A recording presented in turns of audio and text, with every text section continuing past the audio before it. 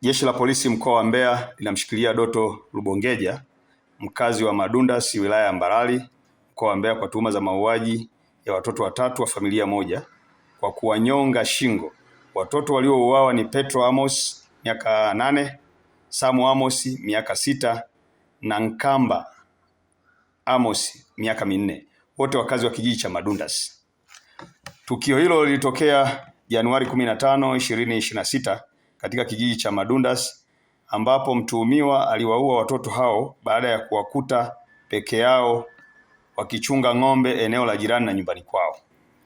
Baada ya kutekeleza mauaji hayo, aliiba ng'ombe 15 walizokuwa wakichunga watoto hao, kisha kuziswaga na kwenda kuzificha nyumbani kwa mjomba wake aitwaye Masoda Kurwa anayeishi kijiji cha Madundas B, na kuanza kutafuta mteja, ambapo alifanikiwa kuwauza ng'ombe hao na kupata fedha taslim shilingi milioni 5.1 laki.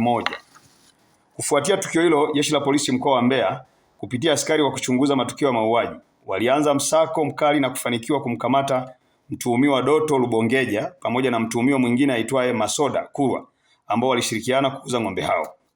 Kupitia msako huo, askari hao walifanikiwa kuwapata ng'ombe wote 15 waliokuwa wameibiwa pamoja na fedha taslim kiasi cha shilingi milioni 5.1 laki zilizopatikana baada ya kuuzwa kwa ng'ombe hao.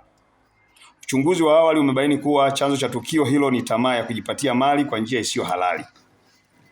Upelelezi unakamilishwa ili hatua za kisheria ziweze kuchukuliwa dhidi ya watuhumiwa. Jeshi la Polisi mkoa wa Mbeya linatoa wito kwa baadhi ya wanajamii kujiepusha na tamaa za kujipatia mali kwa njia isiyo halali na badala yake kutafuta shughuli halali kwa ajili ya kujipatia kipato halali na sio kufanya uhalifu na ukatili kwa watoto kama ilivyofanyika katika tukio hili.